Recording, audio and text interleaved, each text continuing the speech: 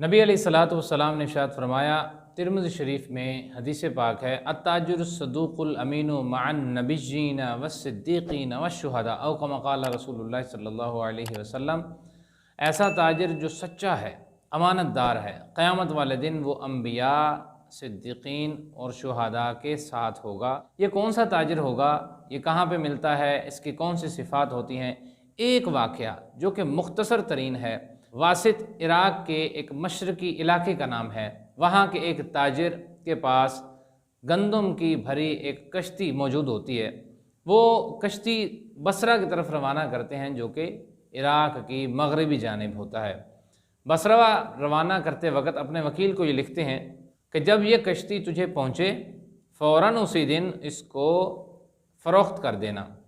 اب جو ہی کشتی پہنچی، ساتھ میں لیٹر بھی پہنچا، تو وکیل نے دیکھا کہ گندم سے بھری کشتی ہے، تو میں اس کو ابھی سیل کر دیتا ہوں، لیکن لوگوں نے مشورہ دیا کہ نہ، ابھی سیل نہ کرو، ابھی 2-4 دن ٹھہر جاؤ، اگلا جو اپ کمنگ فرائیڈے ہوگا، جمعۃ المبارک کا دن ہوگا، اس دن گندم کا ریٹ بڑھنے والا ہے، تو ریٹ بڑھے گا، تمہیں مزید بہت زیادہ نفع ہوگا، تمہارا مالک بھی خوش ہو جائے گا۔ وکیل نے اس بات کا ذکر مالک سے نہیں کیا اور گندم کو روکے رکھا، 1 دن 2 دن یا فیو ڈیز کے لیے گندم کو روک کر جمعہ والے دن سیل کر دیا۔ ڈھیروں ڈھیر نفع کمایا اور یہ نفع مالک کو لکھ بھیجا۔ اپنی طرف سے بڑے خوشی سے وہ پھولے نہیں سما رہا تھا، لیکن اس کو معلوم نہیں تھا کہ جس کا میں غلام ہوں، جس کا میں وکیل ہوں، وہ کوئی عام شخصیت نہیں۔ دنیاوی نفع کے بجائے اخروی نفع کو فوقیت دیتے ہیں۔